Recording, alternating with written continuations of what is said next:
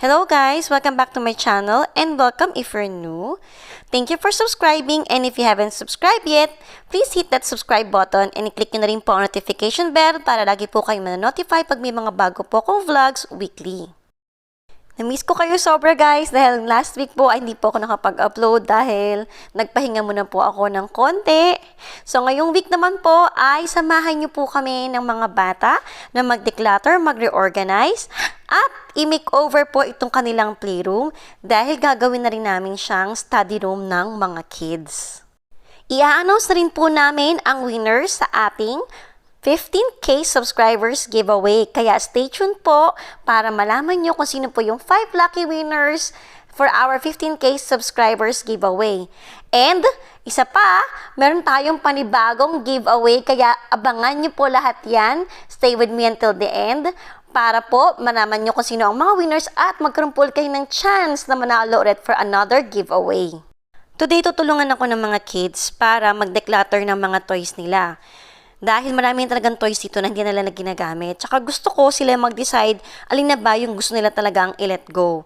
So ayan, pinipili na namin ano yung mga pwede na nilang ibigay sa mga pinsan nila. Dahil marami talaga silang mga pinsan at pamangkin na bata. So much better na rin na maibigay na nila to. Mahami daw na nila sa mga pinsan nila na mas mapapakinabangan. Kasi sa ngayon, hindi na sana nila tong pinapansin dahil mas malalaki na rin talaga yung mga bata. Gusto rin talaga naming may toys dito kasi para pag dumadalaw yung mga pinsan nila or kapag may mga guests kami, talagang na-enjoy ng mga bata tong playroom kasi nga maraming toys. Then kahit itong mga bata malalaki na sila, nakikipaglaro sila sa mga pinsan nilang maliliit. And syempre, kahit itong mga girls, talagang mga dalaginding na sila, naglalaro pa rin naman sila. Actually, itong dollhouse, talagang love na love pa rin nila yung dollhouse at nilalaro pa rin nila yan paminsan-minsan.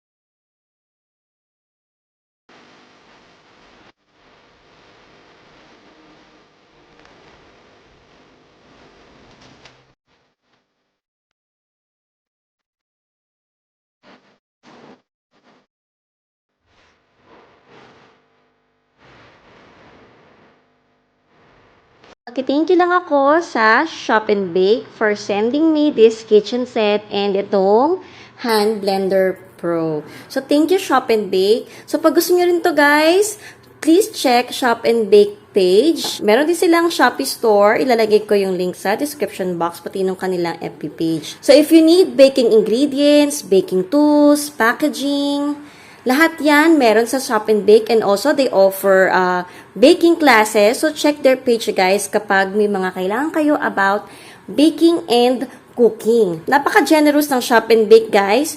So kayo din ay magkakaroon nitong kitchen set na to. So, they'll be giving away 3 of this kitchen set sa lucky winner sa ating new giveaway. Kailangan lang ay subscriber po kayo. So, ang mga mechanics natin guys to join the giveaway is first, like this video and share it. And then, like, shop, and bake. May entry na kayo para sa ating giveaway. So, punta po kayo sa aking FB page and nandun po ang mechanics and dun po kayo magko-comment. So, good luck guys! Good luck sa mananalo nitong napakagandang kitchen utensil set na ito.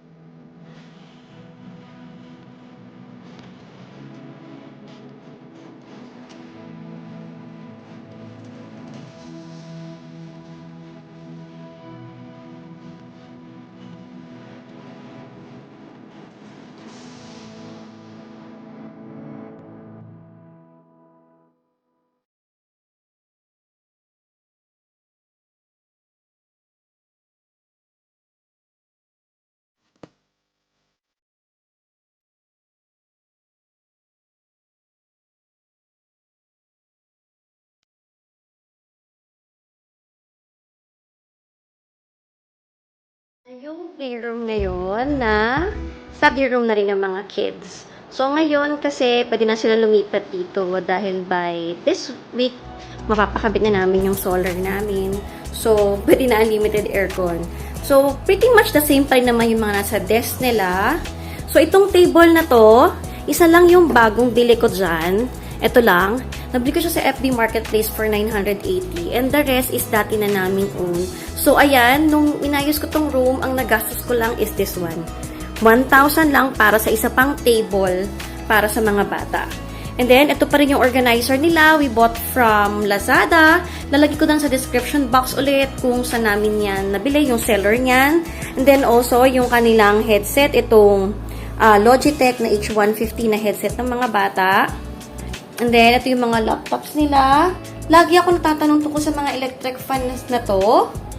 Ayan, yan guys. Pero yan ay gift lang sa mga kids. And then, ito naman yung aming daybed. Daybed is from Furniture Source. And then, yung aking bedsheet ito, I got this from Homesteady.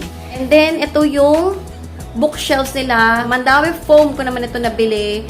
And then, originally red yan. Pinapaint lang namin siya. And then, punta tayo sa area ni Bunso. So, ayan ang area ni Bunso. So, ganun din yung laman niya. Mas maliit yung table niya. Kaya, inad namin tong cubby na to. Itong cubby na to, pati na sa other side yung may mga fans. Yan yung dating DIY Lego table na kita yung sa center nung playroom before. So, tinanggal na namin siya, pinagtasan namin siya, and then, yan ang ginawa namin. And then, itong chairs, pati yung yellow na nandun sa mga girls, that's from SNR. So, ito na ngayon yung area niya. Nakahiwalay yung mga things niya. So, spacious pa rin pag gusto nyo mag-ride. pwede nilang move yung laptop niya on one side and then makakapag-light na siya. Sorry, maingay ang aircon. And then, itong mga toy organizers na to, nabili ko to from SNR. So, ngayon, isa na lang yung may laman. So, yung other one is pinaplan namin lagyan ng mga school supplies sa mga kids para nila sila lalabas pag may kailangan sila. And then, itong mga toys na natira, ito yung mga di pa sila ready i-let go or gusto pa nilang nandito siya. So, toys nila yan, kaya sila ang may desisyon when to let go yung mga gamit nila. And then, the dollhouse, yan, love na love pa rin talaga nila yan. Kaya, ayan pa rin, pinaayos ko sa kanila ngayon. O, diba? Maayos ang dollhouse ng mga girls ngayon. So, this one is pretty much the same. Wala na akong binago dito. And then, nandito yung keyboard nila para pag walang ginagawa, ayan, pwede sila mag-keyboard. Ito silang TV dito sa playroom, study room. This was supposed to be room ni Bunso, but hindi pa nga niya kayang mag-isa. Ayaw talaga niyang humiwalay ng room. So, ito, tinurn muna namin siya into study room since online class lang tayo ngayon. And then, ito yung mas magandang place para magkakasama na rin sila dito. Though medyo mas malayo kapag kailangan nila akong tawagin. Kaya medyo mahirap-hirap, but at least mas tahimik pa rin talaga dito. And pwede ako makapaglinis ng sala at ng kitchen at makapagluto nang hindi ko sila naaabala. Actually, hindi ko naman sila naaabala. Kaya rin nakapaglipat na rin kami dito dahil naikabit na rin ni Daddy yung aming sa internet. Kasi mahina yung internet dito. Then, yun nga, explain ko sa inyo later. Yung tungkol sa aming TP-Link na pang-internet. And then, pakita ko pala sa inyo to, yung light pad ng mga bata. Matagal na namin itong nabili. Nabili ni Daddy. Turn on natin siya. Ayan siya. So, iilaw na siya. And then, kapag naglagay kayo ng paper, so, ayan siya makikita nyo. Pag mag-write yung mga bata na sa band paper, may mga kailangan silang gawing for school. So, nilalagyan namin siya ng paper dyan. Tapos, sa kanila papatong yung band paper nila para hindi sila kailangan mag-lines and then maayos pa rin yung gagawin nilang work sa school.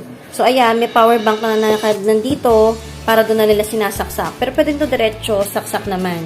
Yun lang, malaking help to sa kanila. Pati pa nagdodraw sila or nagtitrace ng mga kailangan nilang i-draw pag kailangan nilang kunin yung outline. Big help tong light pad na to. Nabili namin to sa Lazada din. Si Daddy nag-order nito sa Lazada. So, ayan na yung mga bata nagpapanggap mag-aral. Oh, long test din kasi this week. Mapanggap ba kayo mag-aral? Nag-aaral ba talaga kayo? Nag-aaral! Ha? Nag-aaral mo, Chi? What are you studying? What's that? TLE? Ikaw, Kyle? LA. Ikaw, sasabi? Same as last week. I wish it wasn't next week. Why? You know why? Why? So, dito daw sila tatambay ngayon kasi daw, bukas ang aircon. Malamig daw dito. So, ayan. So, diba, ginamit na kaagad nila itong room once na ayos. At saka, mas You were in this room. okay to na tingin nila dito talaga sila dapat mag-aral. Because it's so cold. I love it. We were in this room the other day and it was cold. I Yeah. loved it. You love the room? It's okay with t-shirt na. It's okay with t-shirt na. It's Yeah. cold. Don't worry. Finally. It will always be aircon day. Yes. Panood dyan yung solar. Say bye!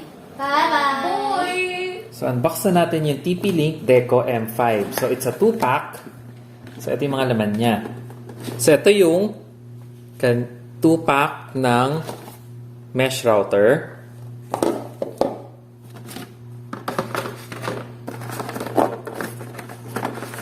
Dalawang set ng charger.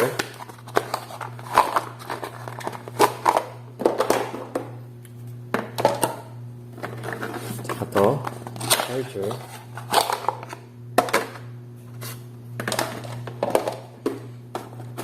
Quick installation guide. Tsaka complementary cable. So, eto na, yung TP-Link natin. Dito siya nakakabit sa may fish area. Yung kabila niya nakadikit sa main router kasi yon kailangan naka-wire in. Ito, meron pa siyang dalawang ports na pwede nating gamitin for direct wiring. So the reason kaya namin gustong bilhin to is para mapaabot yung internet sa playroom. Kasi nga gusto na namin ilipat yung mga kids na dun sila mag-aral sa playroom. So with this one, napa-extend niya yung internet natin nang hindi naka-wire from main room namin to here, which is around 15 meters away. So dati, yung speed ng internet natin sa playroom nasa around 12 Mbps lang. Ngayon, umaabot na siya ng 20, which is very good na para mag-zoom in 3 laptop.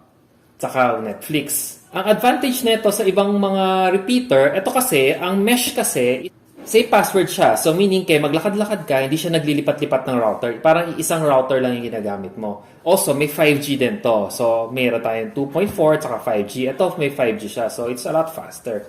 Here are all the winners of the 15K subscribers giveaway. You'll get a gift of your choice from Homesteading PH. Congratulations to Jinx Lion, Noel Simon, Irami Parmeja Bakti, Erwin Zess, Zenaida May Mediatrix V. Aganilio. That's a long name. We'll be sending you a PM in your FB account. That's it for today, guys. Thanks for watching, and we'll see you in the next vlog. God bless. Bye.